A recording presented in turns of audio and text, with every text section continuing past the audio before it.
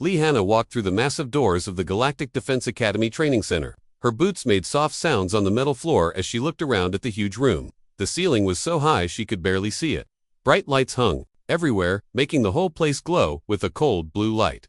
She was nervous. Her hands felt sweaty inside her training gloves. Today was the day of the escape test.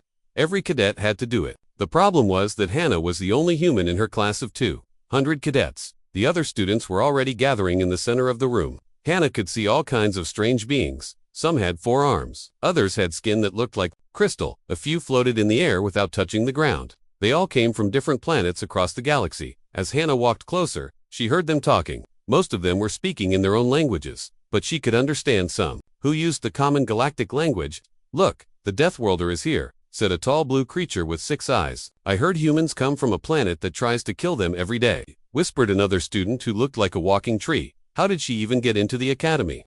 "Her planet just discovered space travel 50 years ago," said a third voice. Hannah kept walking. She was used to these comments by now. She had been hearing them for 6 months since she started at the academy. Earth was known as a death world to most of the galaxy. It was a planet where storms could destroy entire cities, where the ground could shake and split open, where the weather could freeze or burn anything alive. Most other planets in the galaxy were peaceful. Their people evolved in safe places where nothing tried to hurt them. They developed amazing technology and mental powers because they never had to worry about survival. But Earth was different. Humans had to fight just to stay alive. They had to be strong and fast and smart in different ways. The other species thought this made humans primitive and backward. Commander Vex Talarian entered the room. He was tall and made of what looked like living crystal. His body changed colors when he had different emotions. Right now, he was a calm blue color. "Attention, cadets," Commander Talarian said. His voice echoed through the room.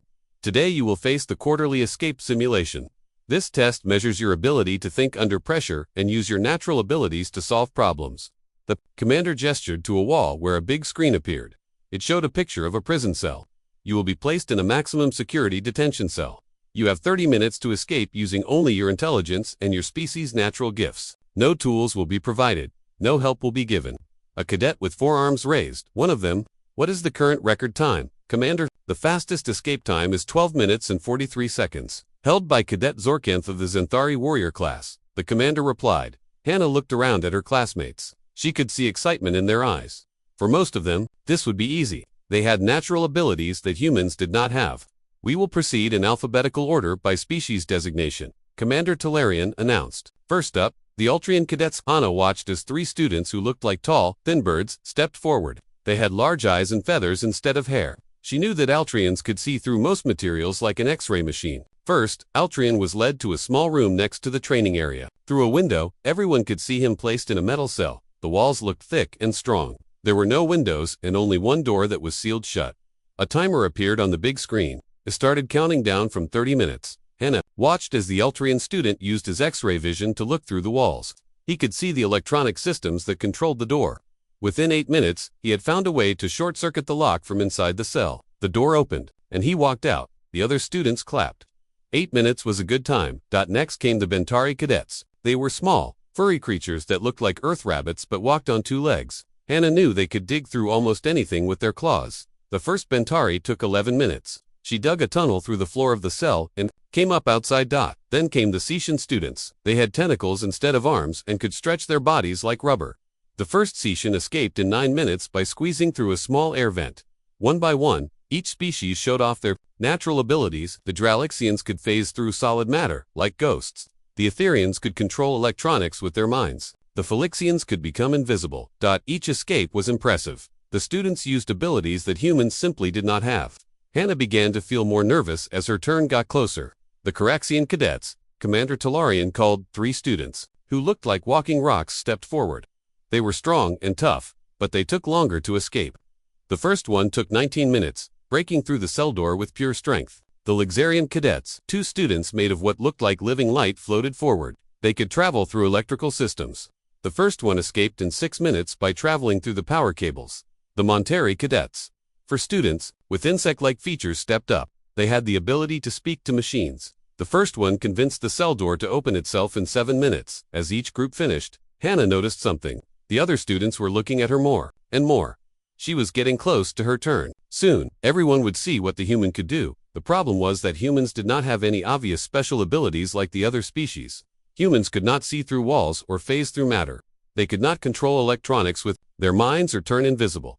What humans did have was not as flashy. They were stronger than most species, but not as strong as the rock-like Caraxians. They were tougher than most, but not as tough as the armored Xerians. They were smarter than most, but not as smart as the big-brained Cerebrians. Humans were just average at everything. That was what made them good at surviving on Earth, but it did not seem very useful for escaping from a high-tech prison cell. The Nexian cadets, the commander called. Only a few more species left. Hannah felt her heart beating faster. The Nexians were tall and thin with silver skin. They could control metal with their thoughts. The first one escaped in 10 minutes by bending the cell bars. The Quilarian cadets. The Quilarians looked like walking flowers. They could control plant life, but there were no plants in the cell. It took the first one 22 minutes to escape by growing roots through tiny cracks in the walls. The Terran cadet, this was it. Terran was the official name for humans in the galactic database. Hannah was the only one. She walked forward on legs that felt weak. 200 pairs of eyes watched her every move. She could hear whispers starting up again. What can a human even do?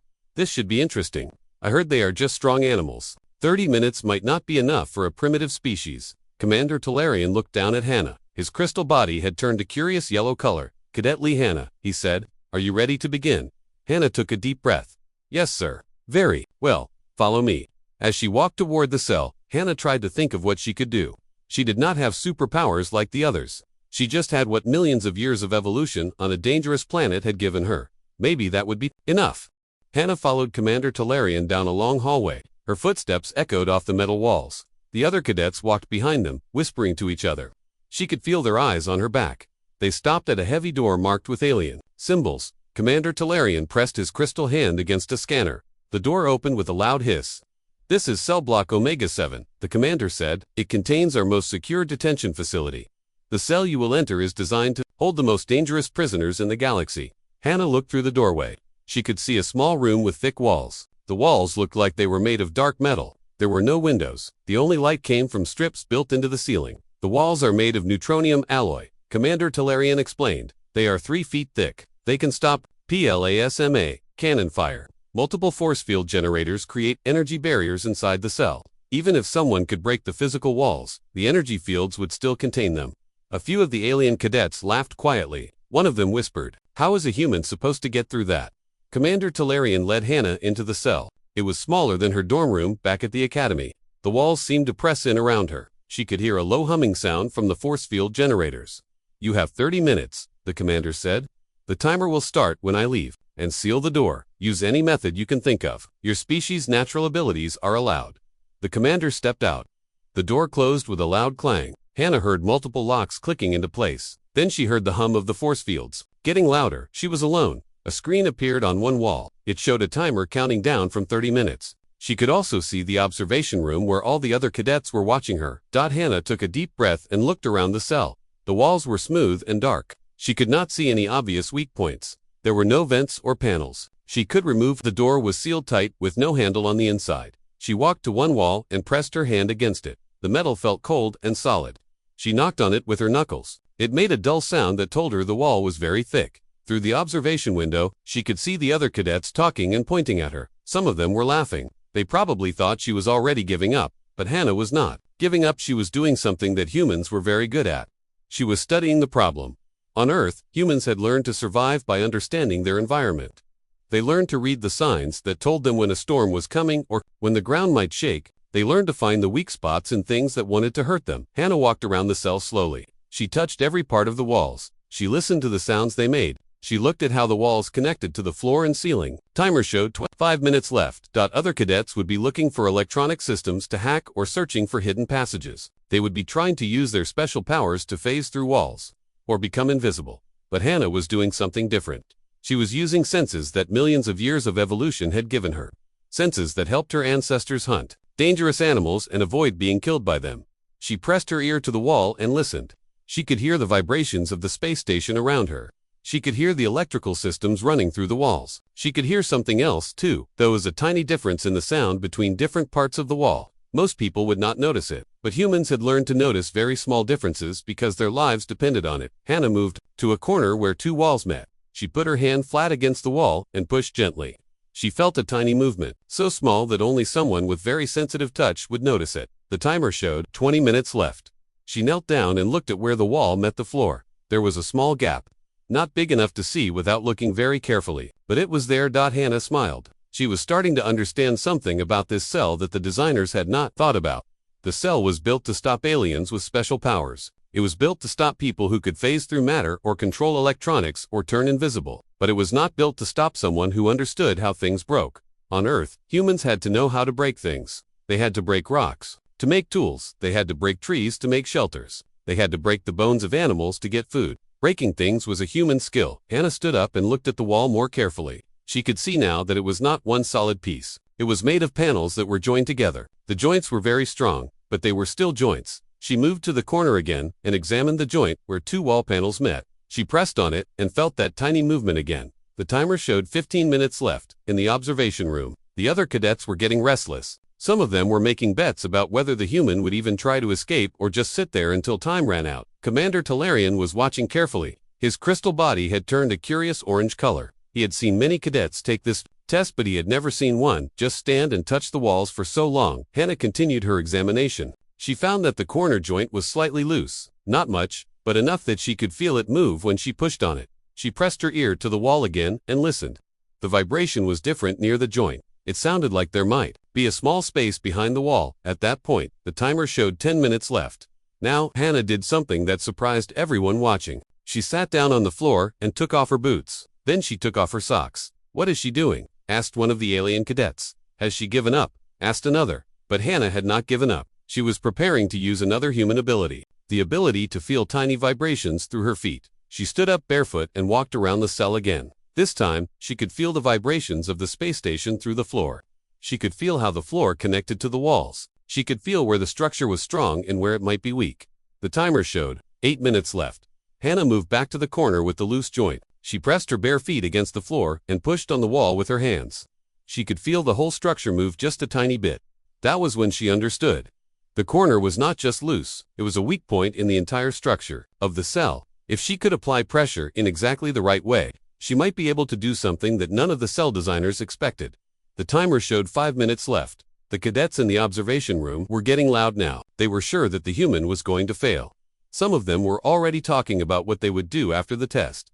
But Commander Talarian was not so sure. He had been watching Hannah carefully, and he could see that she was not panicking. She was thinking. She was planning something. Hannah put her boots back on. She moved to the wall opposite the weak corner. She needed room to build up speed and force.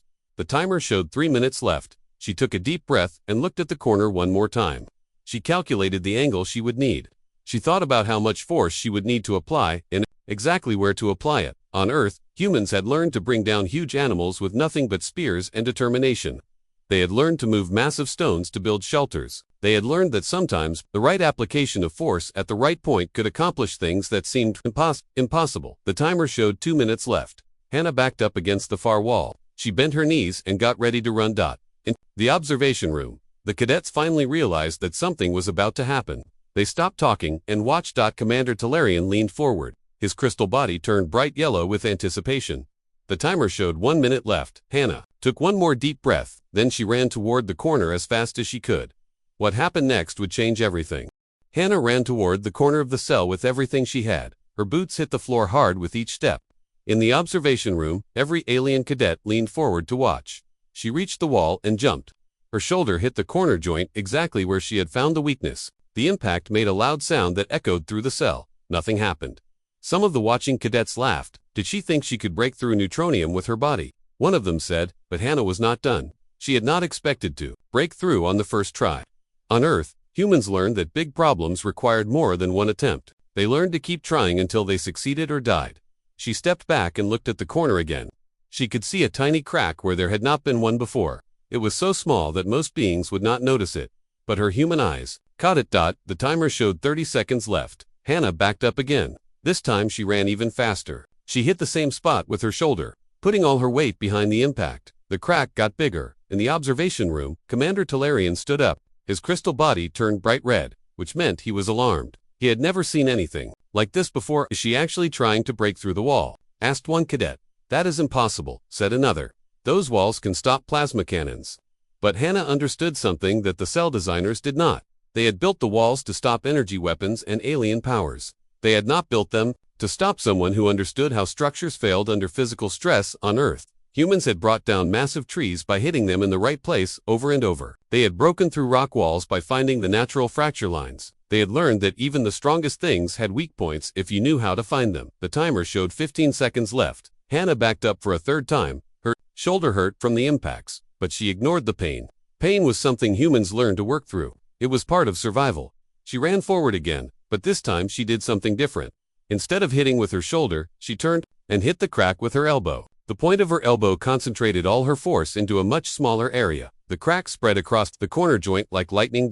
10 seconds left. Hannah could hear alarms starting to sound in the observation room. The computer systems that monitored the cell were detecting structural damage, but the automated safety systems were too slow to react. She stepped back and kicked the cracked area as hard as she could. Her boot hit the weakened joint with tremendous force. 5 seconds left. The crack opened wider. Hannah could see light coming through from the other side. 3 seconds left. She kicked again. This time a piece of the wall broke away. The opening was still too small for her to fit through, but it was getting bigger. 2 seconds left. One more kick. The opening grew to the size of her fist. 1 second left. Hannah grabbed the edges of the hole and pulled with all her strength. The weakened wall panel bent outward. The hole became large enough for her to squeeze through. The timer reached 0, but Hannah was not done yet. She had found the weak point, but she needed to make the opening bigger to actually escape. In the observation room, chaos was breaking out. Alarms were blaring everywhere. Emergency lights were flashing. The computer systems were trying to figure out what was happening. Structural breach in cell block Omega-7, announced an automated voice, initiating emergency protocols. Commander Talarian was speaking rapidly into his communication device. Security team to cell block Omega-7 immediately. We have a containment failure, but the security team was designed to handle escapes through doors and ventilation systems. They were not prepared for someone who made their own exit. Hannah pulled harder on the edges of the hole. The neutronium alloy was incredibly strong, but she had found the one place where it was not properly supported. The corner joint was failing, and once it started to fail, it could not stop. More pieces of the wall broke away. The hole became large enough for her to put her head through. She could see the hallway outside the cell. The watching cadets were completely silent now. They could not believe what they were seeing. One of them finally spoke in a whisper. She is breaking through neutronium with her bare hands. But that was not exactly right. Hannah was not breaking through the neutronium itself. She was breaking through the joints that held the neutronium panels together. The panels were incredibly strong, but the joints were the weak point that no one had thought about. On Earth, humans learned to hunt animals much bigger and stronger than themselves by finding their weak points. A mammoth was huge and powerful, but it had joints and pressure points where a spear could bring it down. A tree was massive and solid, but it had a grain that could be split with the right application of force. Hannah pulled more pieces away from the hole. It was now large enough for her to crawl through. She could hear running footsteps in the hallway outside. The security team was coming. She squeezed through the hole head first. Her shoulders barely fit through the opening. For a moment, she was stuck halfway between the cell and the hallway. The first security guard arrived. Just as Hannah pulled her legs through the hole, he was a tall blue alien with 4 arms. He stopped and stared at the massive hole in the cell wall. How did you do that? He asked. Hannah stood up and brushed dust off her uniform. I found the weak spot, she said simply. More security guards arrived. They all stood looking at the hole in amazement. The wall that was supposed to be unbreakable had an opening big enough for a person to walk through. Commander Talarian came down the hallway at a fast walk. His crystal body was cycling through colors rapidly, which meant he was experiencing many emotions at once. He stopped in front of Hannah and looked at her, then at the hole, then back at her. Cadet Lee Hannah, he said slowly. You were supposed to escape from the cell. You were not supposed to destroy it. The instructions said to escape using any method I could think of. Hannah replied. You did not say I could not break the wall. The commander looked at the hole again. Pieces of neutronium alloy were scattered all over the hallway floor. The edges of the hole were bent and twisted. It looked like an explosion had gone off, but there had been no explosives. How long did this take? He asked. One of the security guards checked his timer. 2 minutes and 17 seconds after the official time limit ended. Sir, Commander Talarian turned bright purple, which was his species color for confusion. You were telling me that she broke through a neutronium wall in under 2.5 minutes. Yes, sir. The actual wall breach began at 28 minutes and was completed at 32 minutes and 17 seconds. The commander looked at Hannah again. The official time limit was 30 minutes. Hannah nodded. I know, sir, but I escaped at 2 minutes and 17 seconds. The hole was big enough for me to fit through at that point. It just took a little longer to make it comfortable. For a long moment, nobody said anything. The hallway was full of security guards, academy staff, and alien cadets who had come to see what all the alarms were about. They all stared at the human cadet who had just done something impossible. Finally, Commander Talarian spoke. Cadet Lee, Hannah, report to my office immediately. We need to discuss what just happened here. As they walked away, Hannah heard the whispers starting behind her. 2 minutes and 17 seconds. She broke through neutronium with her bare hands. What else can humans do? The last comment made Hannah smile. The galaxy was about to find out that underestimating humans was a very big mistake. Commander Talarian's office was bigger than Hannah's entire dorm room. The walls were covered with screens showing different parts of the academy. One screen showed the broken cell where repair crews were working to fix the hole she had made. Hannah sat in a chair that was too big for her. Most furniture at the academy was built for aliens who were taller than humans. The commander sat behind his desk, his crystal body slowly changing from red to orange to yellow. Cadet Lee Hannah, he began. In my 40 years at this academy, I have never seen anything like what you did today. I am sorry if I caused problems. Sir, Hannah said. I was just trying to complete the exercise. The commander held up one of his crystal hands. You are not in trouble, cadet, but we need to understand what happened. The wall you broke through was designed to contain the most dangerous prisoners in the galaxy. It should have been impossible to damage with physical force. Before Hannah could answer, the door to the office opened. Dr. Kim Minho walked in. He was the only other human on the academy staff. He taught classes about different alien species and how they lived. Commander, I came as soon as I heard, Dr. Kim said. He looked at Hannah with concern. Are you hurt? I am fine, sir, Hannah replied. Just a few bruises. Dr. Kim sat down in another chair. Commander, I think I can help explain what happened. Today, please do, Commander Talarian said, because right now, our engineering teams are very confused about how a first-year cadet destroyed a wall that was supposed to stop military weapons. Dr. Kim looked at Hannah with something like pride in his eyes. Commander, you have to understand what humans are. We come from a planet that has been trying to kill us for millions of years. I know Earth is classified as a death world, the commander said, but many species come from difficult planets. Not like Earth, Dr. Kim continued. Most death worlds have one or two major dangers.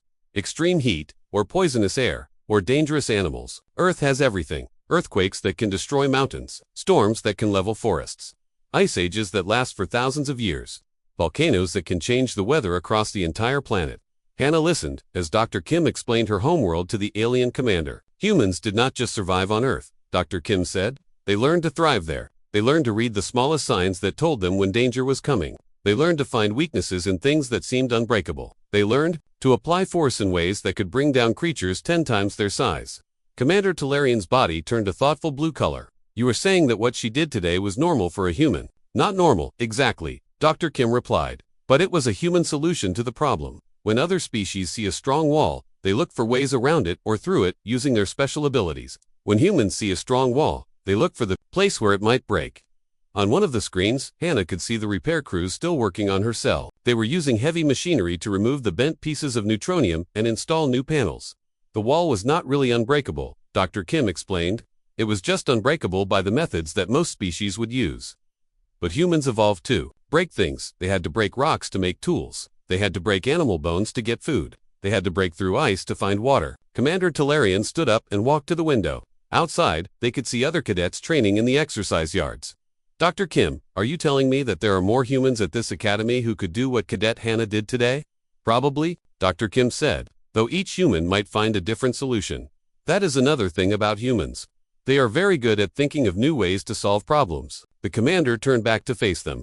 We need to inform the academy leadership about this immediately, and we need to review our security systems. Sir, Hannah said quietly.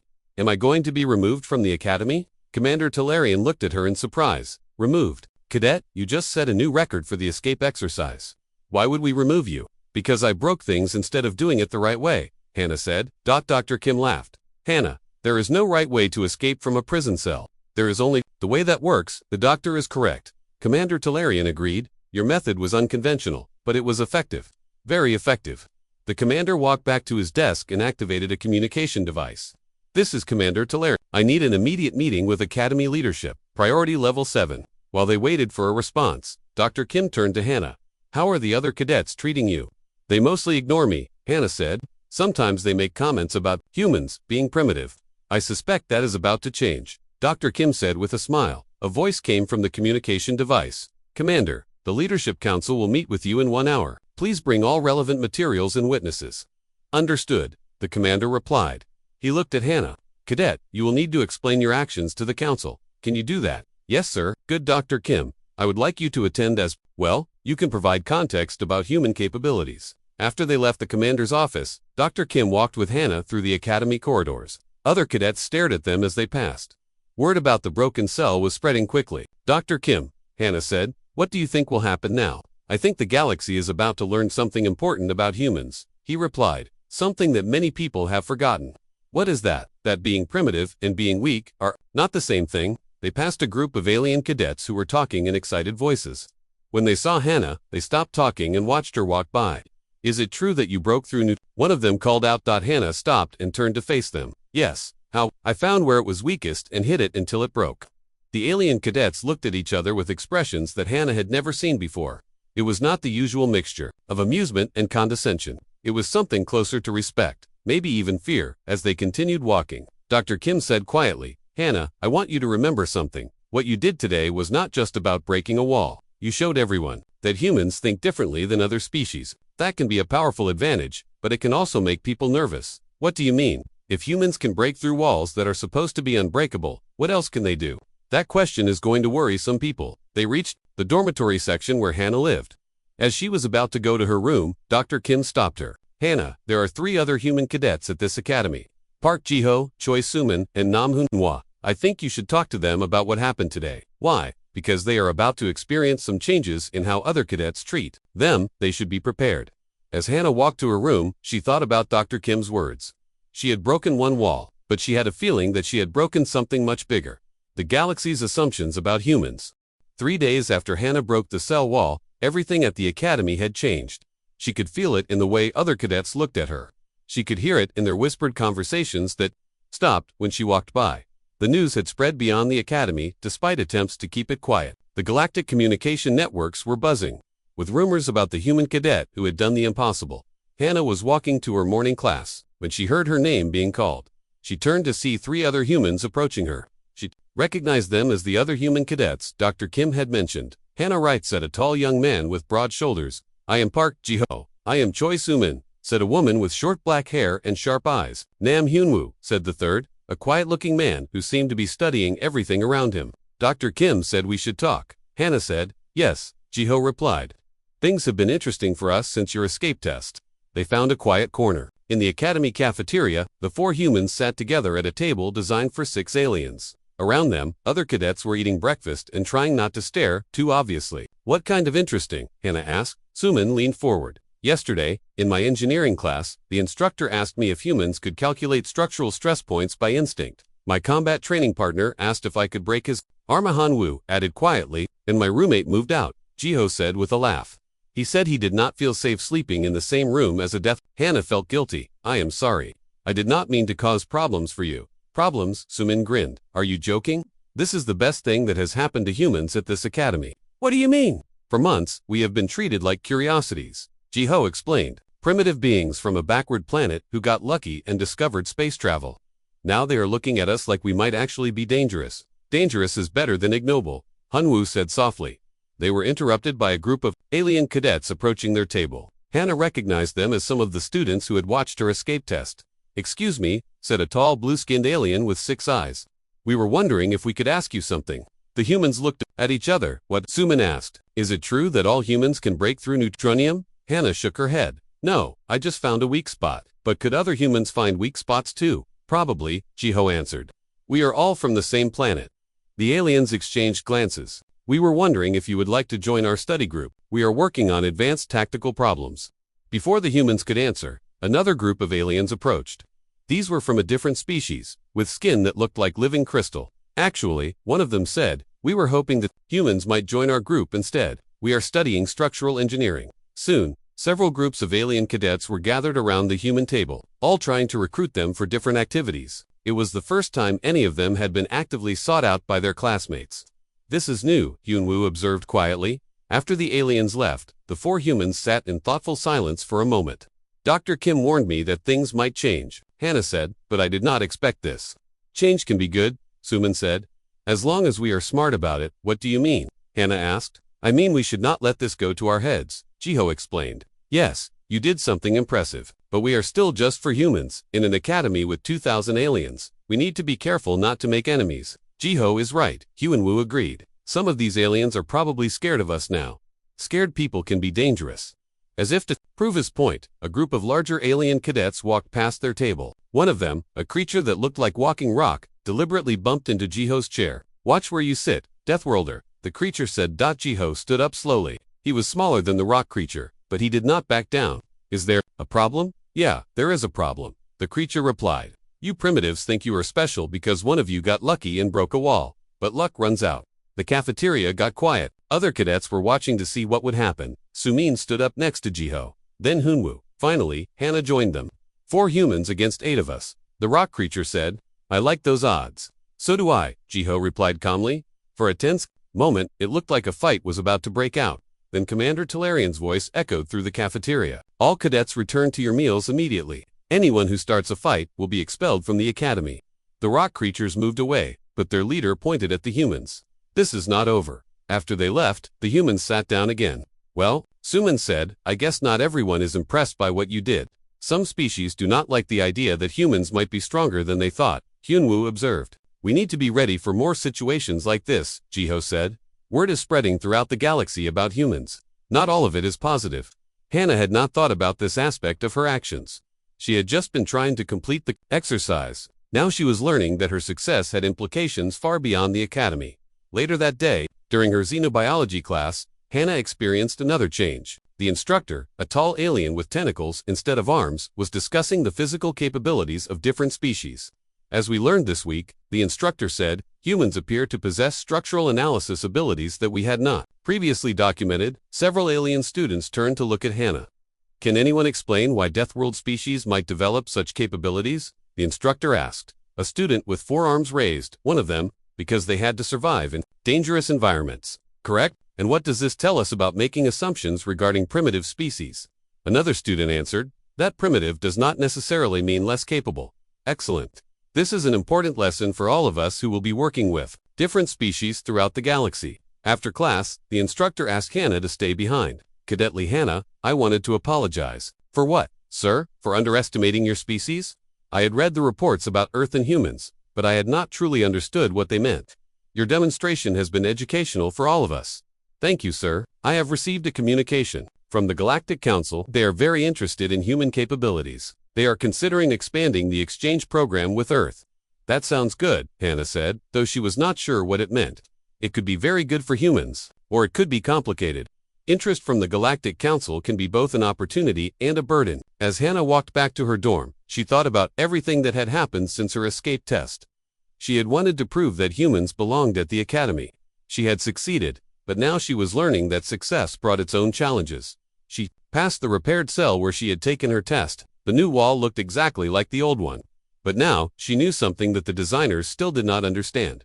Every wall had a weak point. You just had to know how to find it. The question was whether the galaxy was ready to accept what that meant about humans. 2 weeks after Hana's escape test, she was studying in the academy library when the emergency alarms began to sound. Red lights flashed throughout the building as an automated voice announced the crisis. All cadets report to emergency stations. Immediately, this is not a drill. Station Kepler 7 has suffered major structural damage. All cadets report to emergency stations. Hana grabbed her emergency kit and ran toward the assembly area. In the corridors, she met up with Jiho and Hun. They had been spending more time together since becoming the focus of so much attention. What do you think happened? Sumin asked as they ran. Something big, Hyunwoo replied. Those alarms only sound for real emergencies. They reached the main assembly hall where hundreds of cadets were gathering. Commander Talarian stood on a raised platform, his crystal body flashing urgent red colors. Attention, cadets, he announced.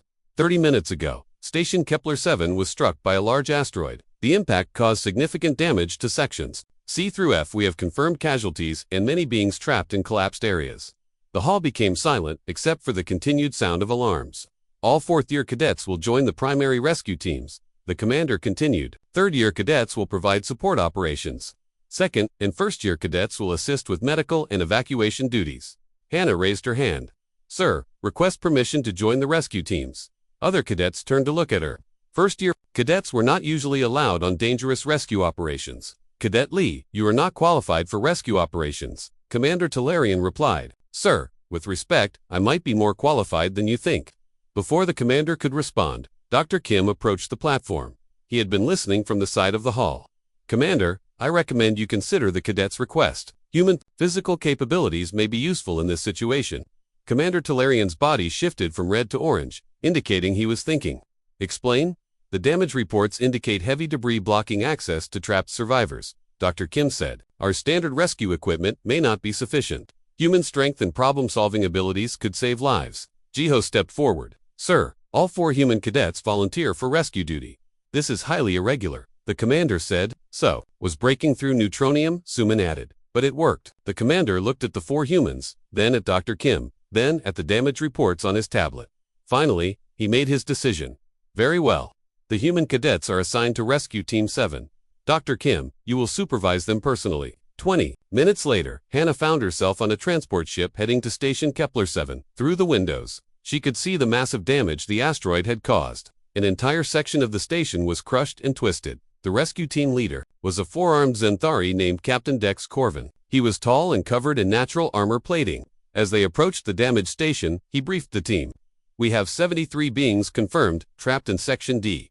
Captain Corvin said, the problem is that the main corridors are blocked by debris that weighs several tons. Our cutting equipment will take hours to clear a path. What about emergency evacuation routes? Asked one of the alien rescuers. Also blocked. The asteroid impact caused a cascade failure. Multiple levels collapsed. Hannah studied the damage reports on her tablet. The debris consisted mainly of structural beams and wall panels that had been designed to be incredibly strong. Most of the rescue team would have to work around them. But humans had experience moving heavy things that were not supposed to move. When they reached the damaged station, the scene was worse than the reports had indicated. Twisted metal blocked every passage. Emergency lighting cast strange shadows through the wreckage. Team 7, your assignment is Section D, Level 12, Captain Corvin announced. Intelligence suggests at least 20 beings are trapped in that area. They made their way through partially collapsed corridors to reach Level 12. When they arrived, Hannah could see why the standard rescue equipment was not working. A massive support beam had fallen across the main corridor. It was too heavy for the cutting equipment to move and too thick to cut through quickly. Estimated time to clear this obstruction is 4 hours, reported one of the alien rescuers. From beyond the beam, they could hear voices calling for help. Some of the trapped beings sounded injured. 4 hours may be too long, Dr. Kim said quietly. Hannah approached the fallen beam and examined it carefully. It was a solid piece of neutronium-reinforced steel, designed to support the weight of the entire station section, but like the wall in her escape test, it was not one solid piece. It was made of segments joined together. Dr. Kim Hannah said, I think there might be another way. She called Jiho, Suman, and Hyunwoo over to look at the beam. See these joint points? She said, pointing to where segments of the beam connected. If we can create stress fractures at the right locations, we might be able to break this into smaller pieces. How? Jiho asked. The same way humans have always broken things too big to move. Hannah replied, we hit them until they break. Captain Corvin overheard their conversation. Cadet, that beam is designed to support thousands of tons of weight. It cannot be broken by physical force. Maybe not the beam itself, Suman said, understanding Hannah's plan. But the joints might be vulnerable.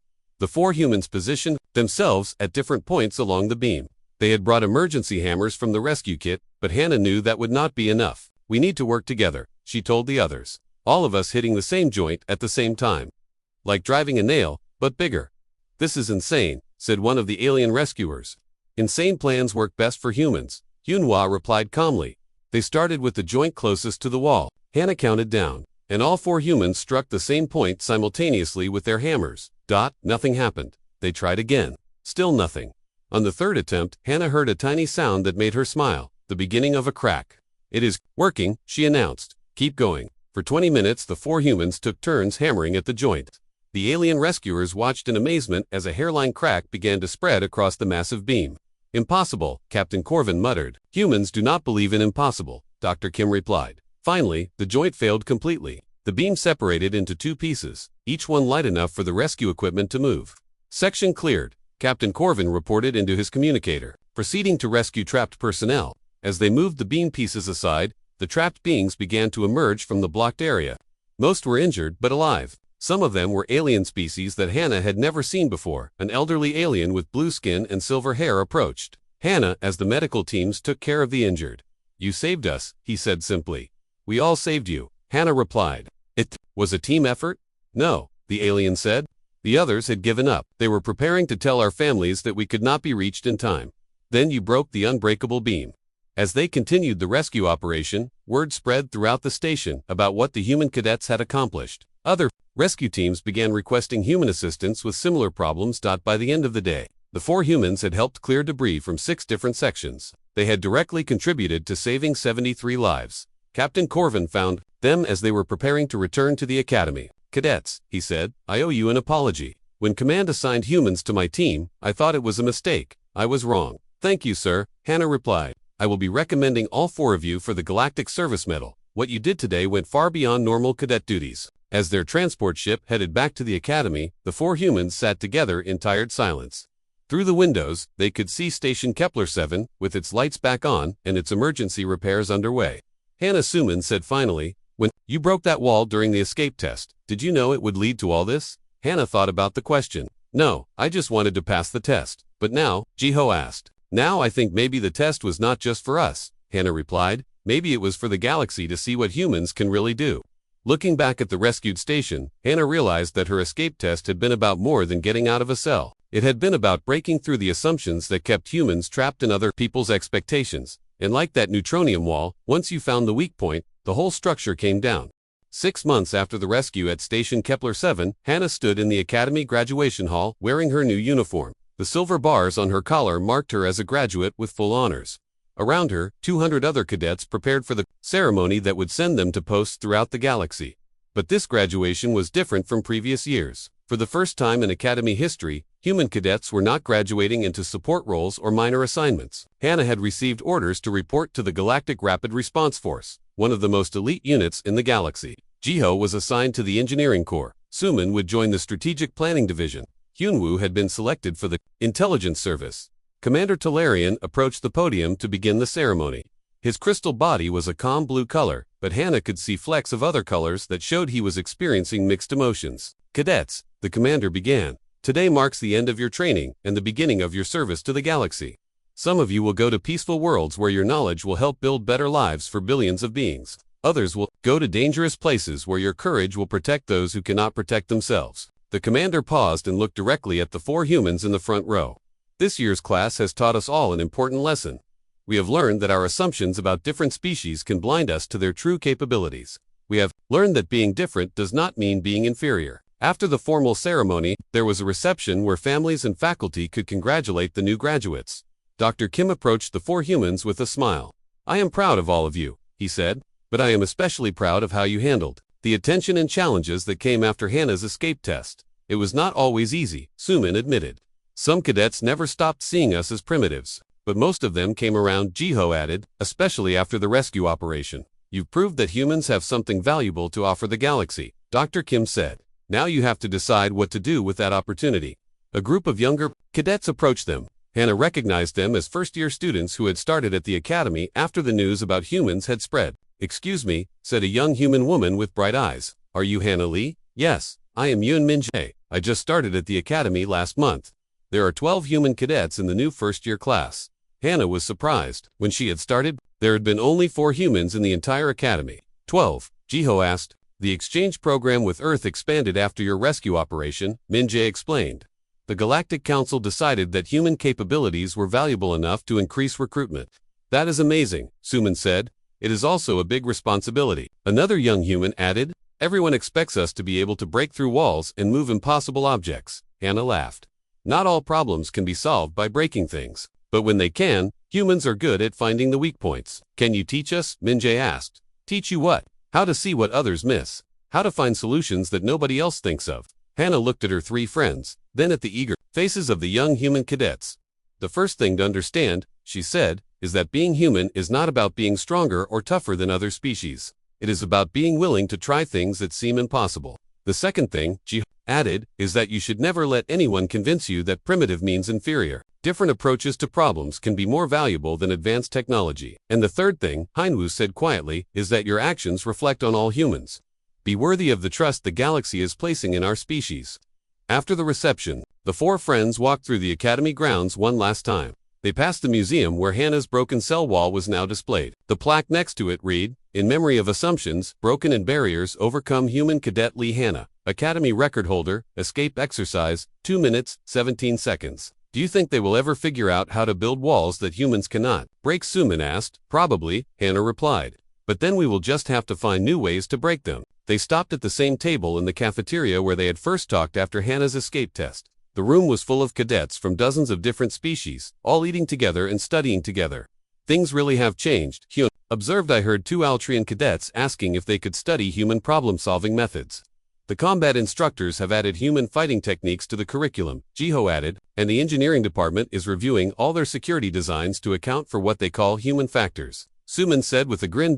As they prepared to leave the academy for their new assignments, Hannah thought about everything that had happened since her escape test. She had just been trying to pass a training exercise. She had not known that her actions would change how the galaxy saw humanity, but maybe that was the most human thing of all. Taking on challenges without knowing where they would lead, and finding ways to succeed against impossible odds. 3 years later, Hannah was leading a rapid response team on a mission to evacuate a colony from a planet where the star was becoming unstable. Her team included aliens from 6 different species, and they all looked to her for leadership. When they reached the colony, they found that the evacuation ships could not land because of debris from solar storms. The colonists were trapped underground, with limited supplies. Standard procedure says we wait for the storms to pass, reported her second-in-command, a Luxarian named Velnethrix. How long will that take? Hannah asked. 12 to 18 hours.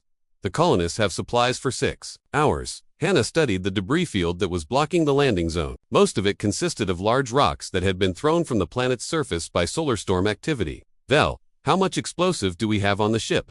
Enough to clear about half the debris field, not enough to make a safe landing zone. Hannah smiled. We do not need explosives for all of it. We just need explosives for the pieces that are too big to move by hand. Commander, some of those rocks weigh several tons. I know. Get me a structural analysis of the largest pieces. I want to see how they are positioned and what is supporting them. 2 hours later, Hannah and her team were on the planet's surface. Manually moving rocks, that standard protocol said, were unmovable. They used explosives on the largest pieces and human techniques on everything else. By finding the pressure points and leverage angles, they were able to move rocks that seemed impossible to budge. The alien team members watched in amazement as Hannah directed the operation like a conductor leading an orchestra. How do you know which rocks will move and which will not? Vel asked. Growing up on a death world teaches you that everything has a weak point, Hannah replied. You just have to know how to find it. They cleared the landing zone with 20 minutes to spare. The evacuation was completed successfully, and 847 colonists were saved. As their ship headed back to base, Vel approached Hannah with a question. Commander, is it true that you once broke through neutronium with your bare hands? Not exactly, Hannah replied. I found where the neutronium was weakest and applied force at that point. Could you teach other species to do the same thing? Hannah thought about the question. Maybe, but it is not really about the technique. It is about the way of thinking. What do you mean? Most species look at a strong wall and think about how to go around it or through it using technology. Humans look at a strong wall and think about why it is strong and where it might be weak.